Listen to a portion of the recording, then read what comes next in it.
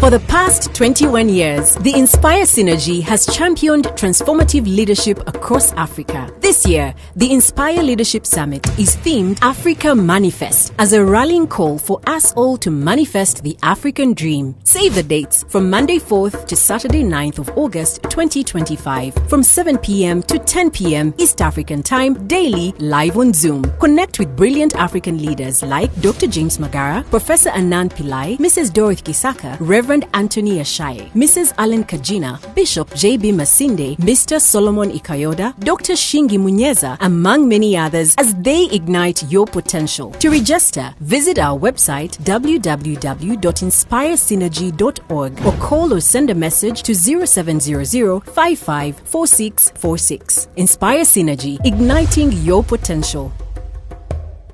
We will have our first keynote speaker this day, and that will be none other than Professor Vincent Anigbogu, all the way from Nigeria. And as you all know, Nigeria is one of the biggest economies in Africa and one of the biggest producers of oil in the whole in the world. And so listening in from Professor Vincent on how we can solve Africa's leadership and governance equation is critical today, because even countries like Nigeria, even with all these rich resources, there's a lot of misgovernance that happens. There are a lot of loopholes within governance structures in different spheres. And so leadership is a critical issue.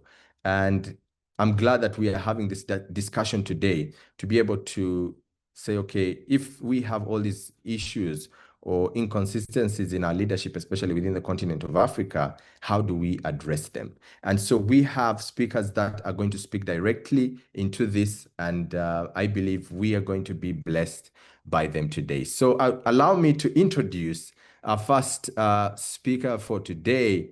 And as I mentioned, Professor Vincent Anigbogu is a strong advocate for value-based education as a catalyst for transforming the mindset of Africans and the people of African descent. So he believes that such education is essential to cultivating integrity-driven leadership and high-level management skills necessary for transforming organizations, communities, and nations. So in pursuit of this vision, he founded the Institute of National Transformation, INT, in Lagos, Nigeria, in September 2007, where he continues to serve as Director General. So INT is dedicated to developing leaders of integrity, those who embody a no-excuse approach to leadership and possess exceptional organizational competence across both public and private sectors. So the Institute emphasizes results over rhetoric. And this is, I think, something that most of us have been discussing and talking about this week. How do we emphasize results, actions, instead of rhetoric? And his expertise is over titles, visionary action over authoritarian control, and legacy over excuses. So these are the other areas of focus that he looks at, and that INT looks at. And its programs are designed to produce leaders who initiate bold, progressive change and make a lasting impact on the African continent. INT operates training centers in Nigeria, Uganda, and Atlanta in the USA, and maintains a presence in Rwanda, South Africa, Ivory Coast, and London, UK. So Professor Anigbogu has been married to Peggy for over 33 years.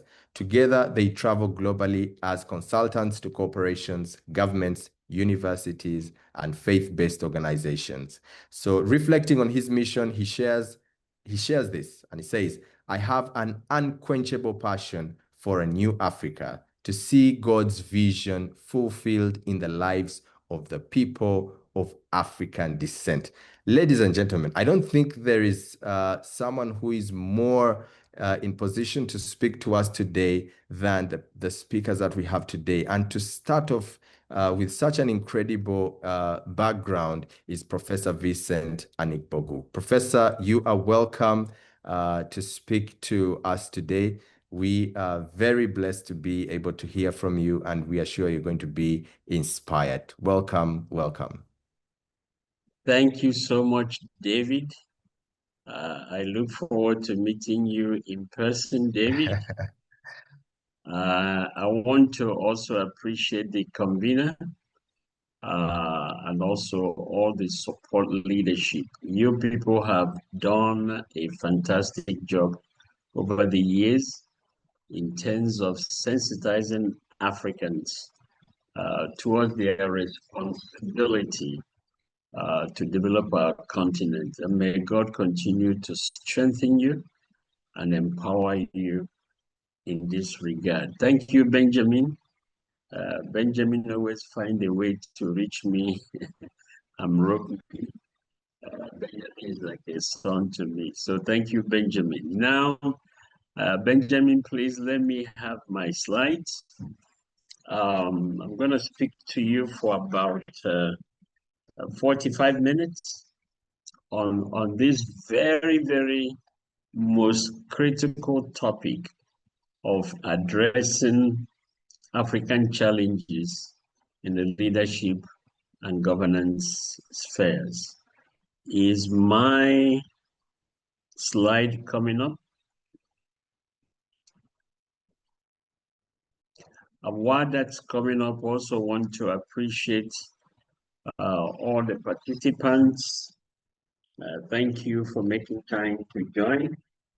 I'm sure that we will all find this discussion enriching. Now, I've been asked to speak on the topic solving Africa's leadership and governance equation. Believe me, that equation is a complex equation. I don't know if I will call it a quadratic equation or a Schrodinger equation or whatever, but thank God that He gives wisdom in order to address complex issues. Let me have the next slide, which I think I've already addressed. Protocol, yes, go to the next slide. Now, how do we solve the Africa's leadership and governance equation? As I said, it's a very, very complex equation to address, but it can be solved. And I believe the solution to it must be multi-dimensional. Let me have my next slide. Number one, by the way, if you ask many people how they think this question should be addressed, everybody will give you different answers. And they will all be speaking from their perspective, just like asking blind men to describe an elephant. Those that touch the ear will say the elephant looks like a fan. Those that are touching the trunk will say it looks like a spear. The ones that are touching the legs say it looks like a tree trunk. And of course, the ones that touch the tail say that it looks like a rope. So they are really elephant, but they are not seeing the whole picture. The same way, often when we discuss how to address the African leadership and governance challenge, we think there's one single answer. We speak from our own perspective. So today, next slide, I will speak from a multi-perspective angle, because I believe addressing the African challenge, number one, we must take a holistic approach. We must look at all the factors that have contributed to lack thereof of effective leadership in Africa. We must also accept that that solution must be long-term.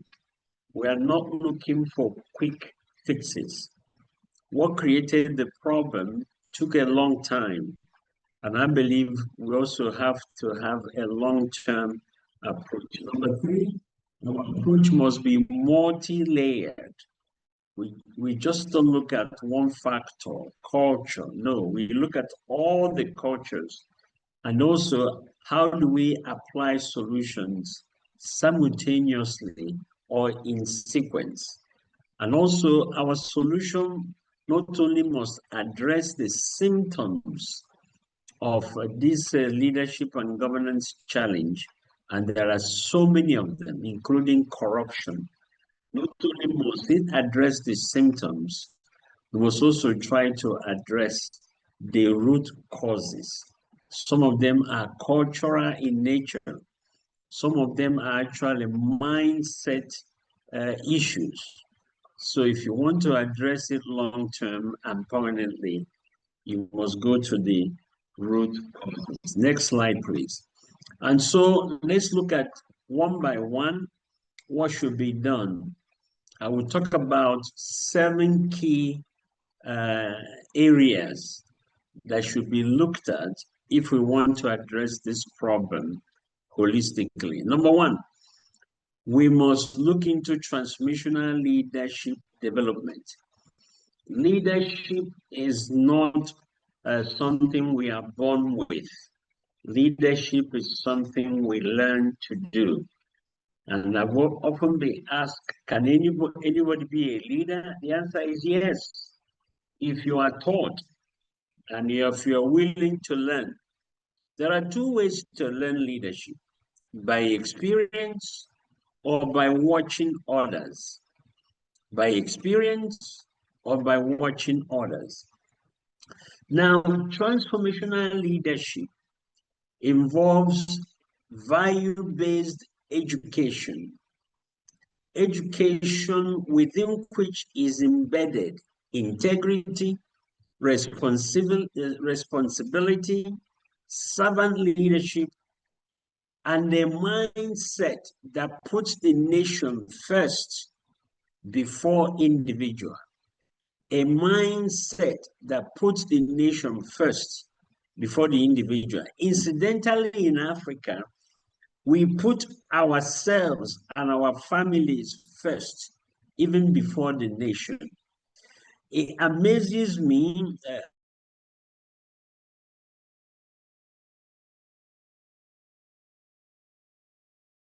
I am from Nigeria, of course, Italy, just to see how things are.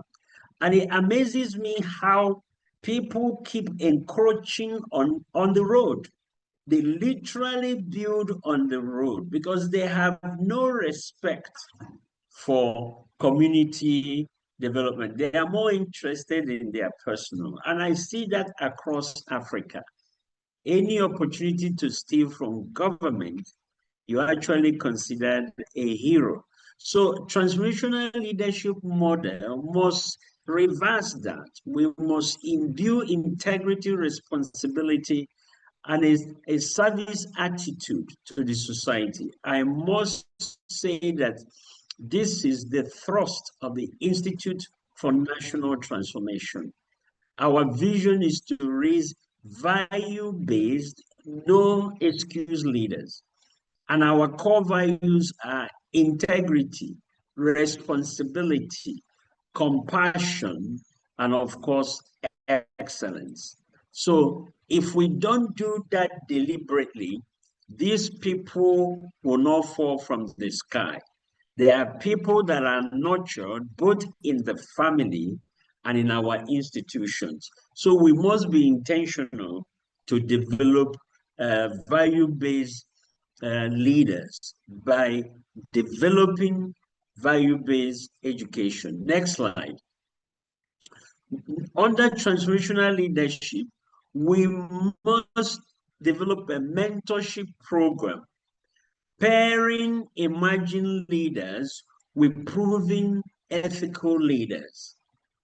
Unfortunately, there are not too many examples of ethical leaders for our youth to learn from.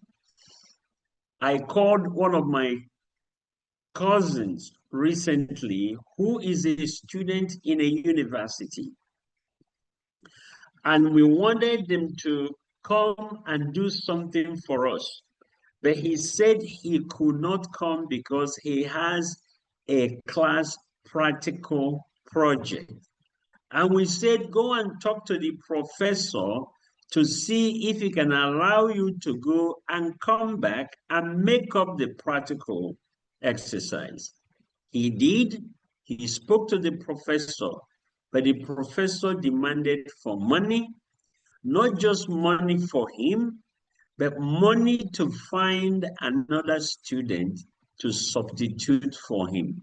In other words, he would pay another student to do his practical project and give my cousin the credit.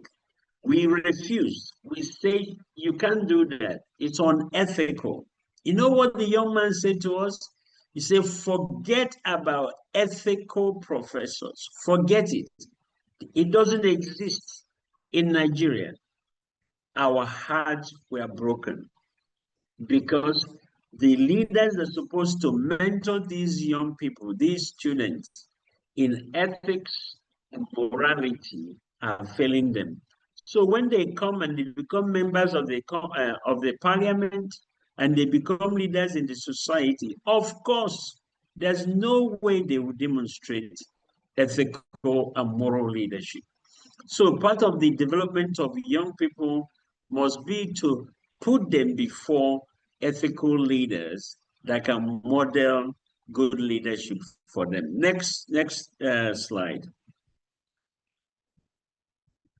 Now, we must deliberately engage in youth empowerment to develop future leaders from a young age through civic education, entrepreneurship, and leadership program. You must intentionally prepare them for the future. By the way, this is one of the reasons many of us admire the nation of Israel. They are intentional in raising their children to take ownership of defending their society. They also intentionally raise them to understand entrepreneurship principles, how to build businesses, how to develop enterprises. The Jew believe that what your true wealth is actually what you carry. Your true wealth is what you carry at all times, not necessarily what you have. So to the Jew, a car or even a house is not considered wealth, because if anything happens and you lose them, then you don't have them. But if you have education, if you have entrepreneurial skills, then it doesn't matter what you lose physically, you have it within you to recreate it. We must develop our youth in those core areas, ability to create businesses, and also ability to lead themselves and ability to lead others. This must be part of addressing the African leadership and governance challenges. Many of our leaders have not built anything. So if they have not built anything, how can they lead? If they have never added value to anything, how can they add value to government? They see it as an avenue to enrich themselves instead of as an opportunity to build something. Next slide, please. And then, of course, in this developing transformational leaders, we must engage the diaspora. If you look at all the nations that have developed to date, whether Singapore, whether India, whether China, they strategically engaged their young people. In fact, some of them intentionally send their youth to other nations to be trained, and they brought them back and used them to develop their economy. We cannot address the African leadership challenge if we don't engage our diaspora, attract African professionals abroad to contribute their expertise and leadership ethics in the development of Africa. So that's step number one, transformational leadership development. And we must be intentional about it. And I must say that INT was created almost 20 years ago in 2007 to address that issue. Next slide. The second thing we need to do is have what we call institutional reform and strengthening independent judiciary. We need to reform our institutions, especially the judiciary is a major source of decadence in Africa. Interestingly, in Isaiah verse 32, Isaiah 32 verse 15, if you read that, it says, when the Spirit is poured down from above, it said the wilderness will become a fruitful field, and a fruitful field will become a forest. And then verse 16 says, justice will dwell in the wilderness and righteousness on the fruitful field. What does that mean? If you want to change a wilderness condition, if you want to change a nation in decadence, the first thing you want to restore is the rule of law. The rule of law is actually a capital in national development. By restoring the judiciary alone, your foreign direct investment will increase because the confidence level people have in that nation will increase. They know that if there are legal issues, you have a fair legal system to address it. So reforming the judiciary is critical to addressing African leadership and governance. This will ensure that the rule of law, it will also reduce corruption and promote justice. And as I said, will also increase foreign direct investment due to increase in confidence of investors. Next slide. Number two, under institutional reform, we must also reform the civil service system. This system currently where files disappear. I don't know if you see the cartoon there in the civil service system. Anytime you bring a file to them, there are two boxes under his feet, the ones that come in and the one that goes out. And when the only way file will move out is if you induce them. This corrupt system must be addressed. We must make public institutions efficient. We must also make it merit-based and also accountable. And that's why electronic approach, IT approach to doing things should be implemented where possible to minimize human interactions. This is what Singapore did. Anywhere that was possible to minimize human interaction, they did so, and things worked very efficiently. Next slide. Number three, we must have checks and balances to strengthen the legislator and also the anti-corruption agencies. We must not only put competent people in these agencies, but we must also make their work easier so they're not encumbered. And of course, we should also decentralize power and allocate more power to the local governments and promote participatory governance. Or if we can do this, then government will become more efficient, and also by incorporating even AI and other technology, we can also make the system run efficiently. Number three, next slide. We must have a system of civic engagement and accountability. Number one, civic education is so critical in teaching citizens their rights and responsibilities. Therefore, civic education must be encouraged. Number two, strong civil society groups such as NGOs, watchdogs, and media that hold leaders accountable. Such groups should be encouraged. However, such groups must never be an avenue for witch hunting. We must make sure they are used for the purpose they are created as oversight and accountability groups. I think to improve leadership and the governance, we need to encourage freedom of the press, where the press and the journalists can actually do investigative journalism to hold leaders accountable. But again, this must never be an opportunity to blackmail public officials. Many a time, this is what happens.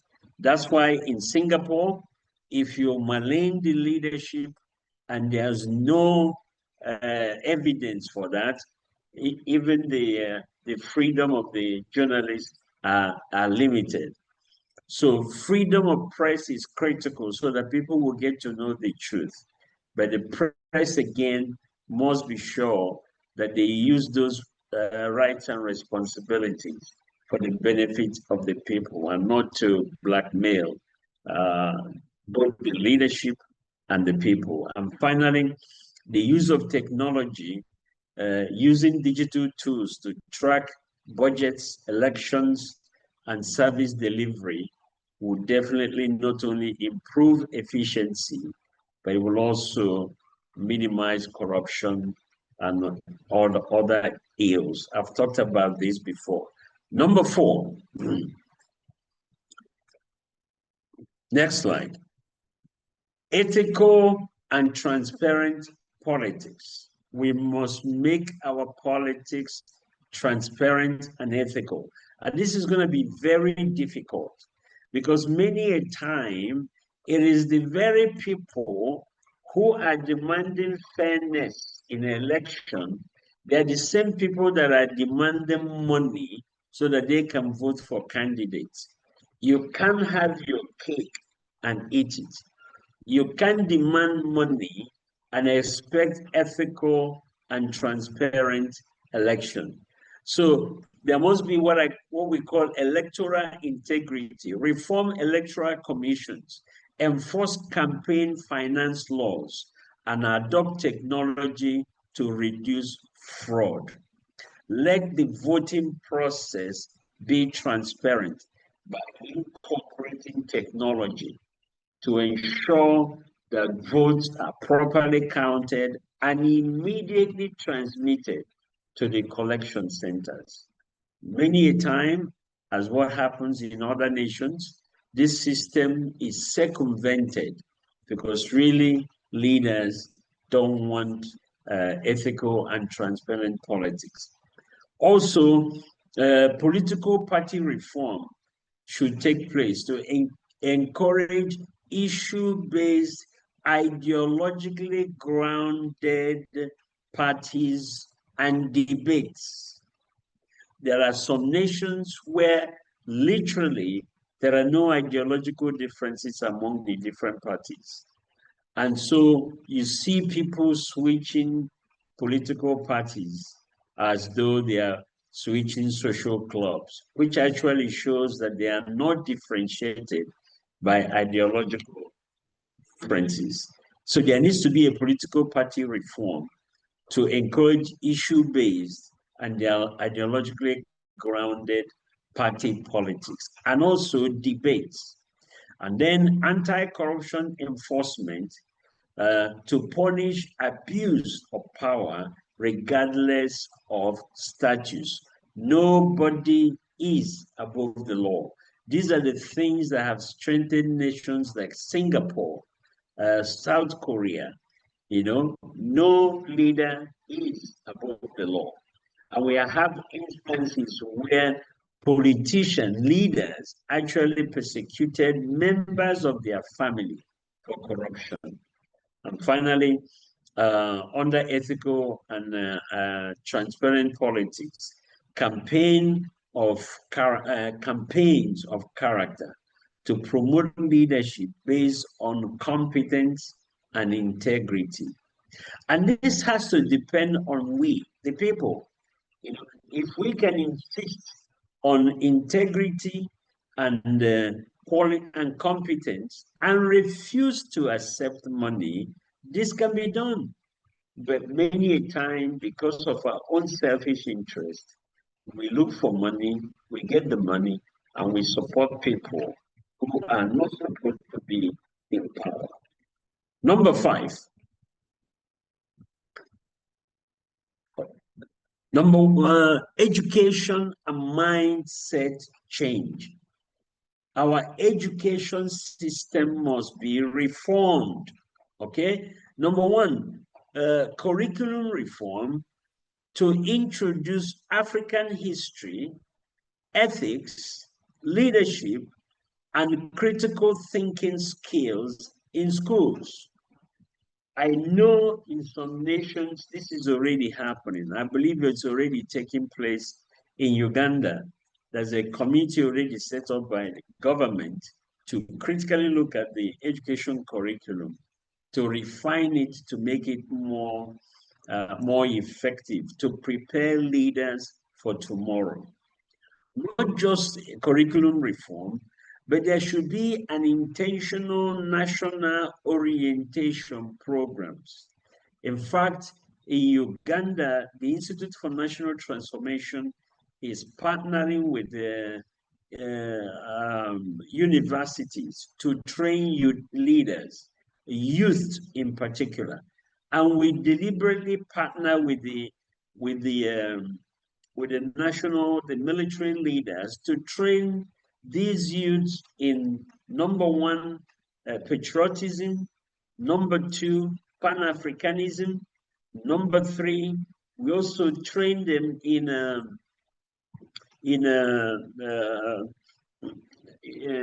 areas of democracy, as well as train them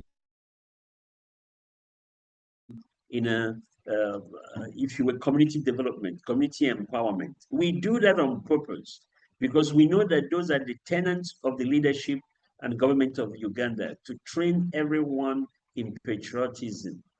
You know, if we don't do that, these kids or our youth will not just fall in love with the nation. They must be taught how to love their nation. So we must have an education system that teaches patriotism, love for your nation, and love for Africa. Because in this season, Africans must work together and trade together. So, and I love what Uganda people are doing, how you embrace other nationals. It is beautiful. That alone would develop Uganda. You are so open to other people as opposed to closed systems that are not easily welcoming to others. That doesn't mean we shouldn't build a strong boundary to keep evil people out, but allow good people to come in.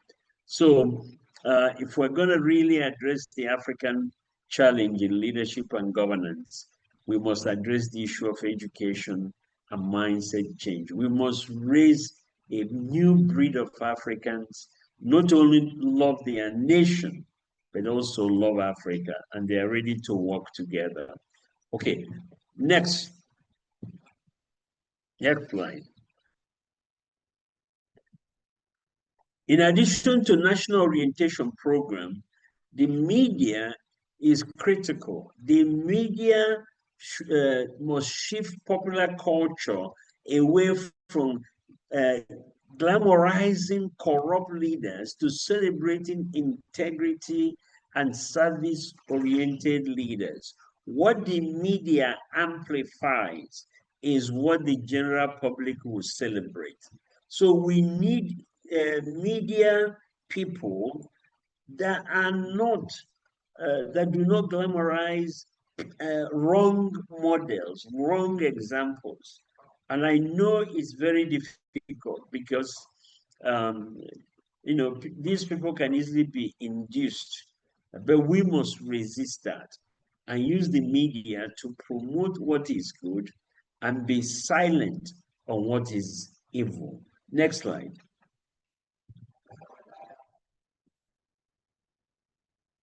Next slide, please.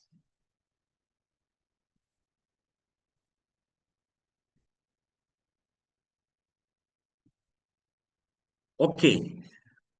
And finally, can you go back? I want to make sure that I didn't skip a point. Okay, number 6, regional collaboration. We need a peer review pressure. The use of African Union, ECOWAS, and all these regional integrated groups to promote democratic norms and sanction bad government. We need to work in regions. East Africa looks very promising, but they keep having some challenges. We need modern regional integration that will hold each other accountable and they will submit to one another. We badly need a region that works well. We need one. And East Africa is a candidate because they can not only help each other, they can collaborate, they will also be accountable to each other. That would be one way. And anyone that does not comply, of course, can be dealt with according to the agreement. Also, they need shared best practices. Whatever is working, Uganda is coming up with a lot of fantastic ideas in innovation. I mean, especially in the area of coffee. I recently heard that Uganda has overtaken Ethiopia as #1 coffee producer. Those lessons can be shared in the region. Okay, and of course, other nations in the region can share their innovative ideas. Finally, a continental framework to strengthen the African peer review mechanism and implement the AU governance charters. Africa has to hold itself accountable.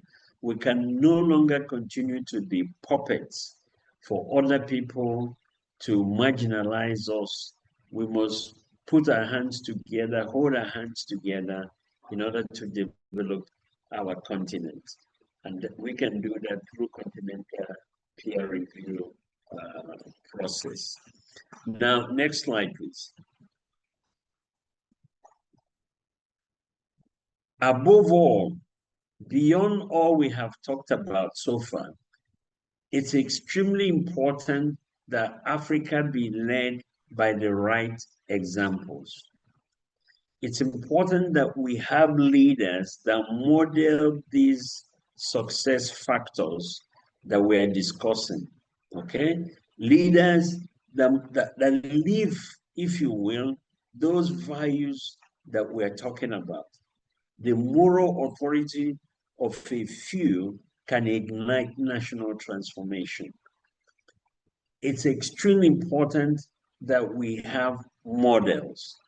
And my prayer is that these young and emerging leaders in Africa, throughout Africa, will really remain the right model, will not be influenced, will pay the price, because what it does is that it gives confidence to the young people that it can be done, that Africa can create the right model, not just in political leadership, in business leadership, in technical leadership, in all the different spheres of the society. We need models. And I really want to encourage those of us listening. Can you be a model where you are? Can you be a model in what you're doing? Can you refuse to succumb to the usual and belong to the masses? Like, can you distinguish yourself so that those that you are influencing, can actually begin to emulate you? I think we need examples. We need models at all levels of leadership, from the home to our even religious communities, even in our organizations, even in all the various responsibilities that God has given to us. Let's all try to actually be the right model. Next slide, and I believe that will be my last slide. Next slide, please. So what is the summary of what I've said? The root of African leadership crisis is not just incompetence. It's not just going to Harvard Business School, Oxford, and all these very prominent institutions. You know, there's so many in Nigeria alone. I don't know how many that have gone through Harvard schools, and I'm not saying they shouldn't, but education without moral value ends up creating clever devils. Education without moral value end up producing clever devils. And so we need to go beyond competence in our respective areas, but also make sure we are matured in character so that we can strengthen our institutions and build effective systems that work. There's too much emphasis on competence. People are quick to tell you, I have a PhD, I have a master's, and which is good. But do you have a PhD in character? Do you have a master's in a meritocracy? Do you enforce those things in your organization? Number two, fixing the African challenge in leadership and governance requires raising a generation of selfless, principled leaders and transforming their mindsets to demand and sustain good governance.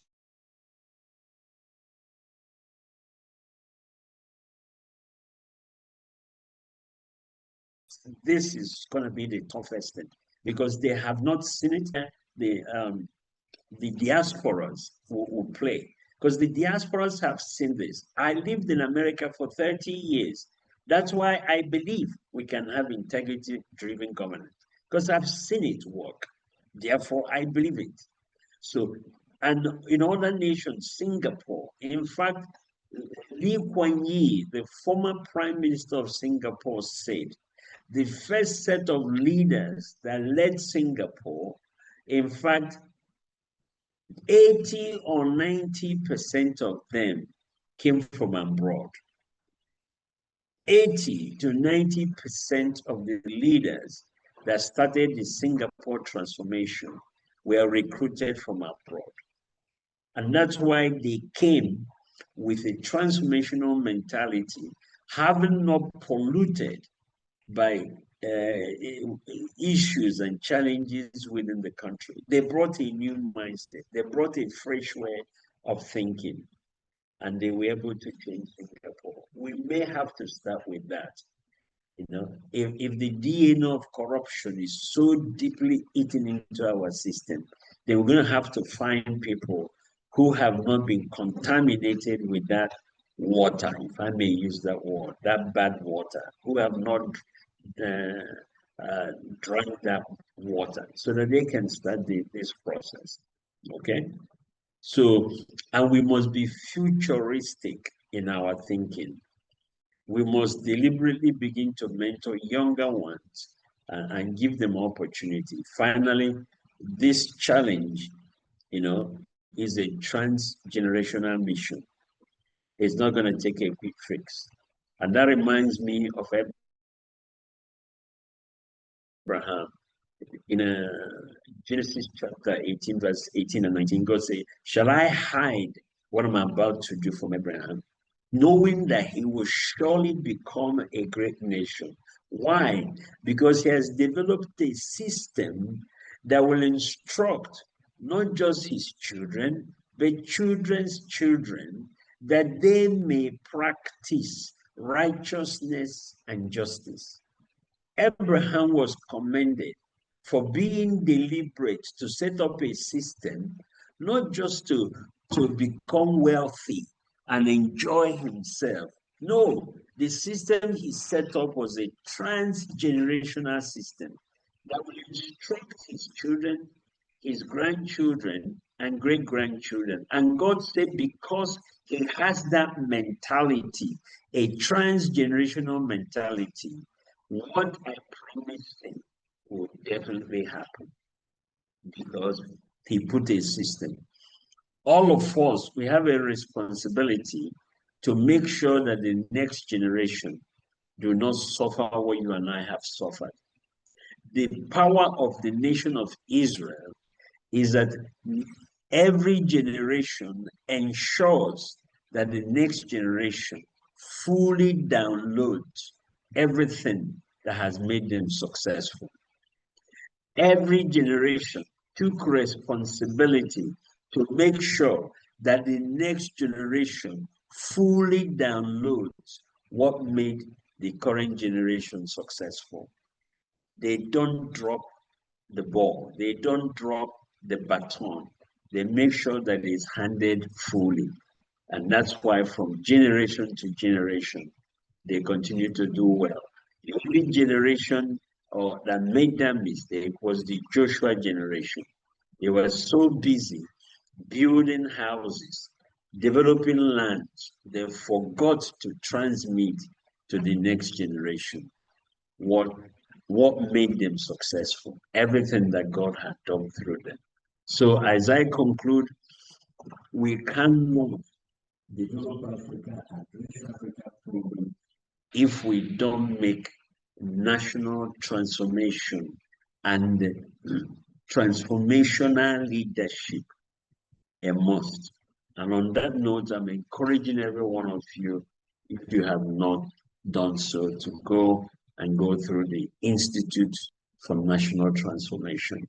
God has helped us to develop leaders who are making impact, not just in Africa, but other parts of the nation. So on this note, I want to say thank you so much for inviting me.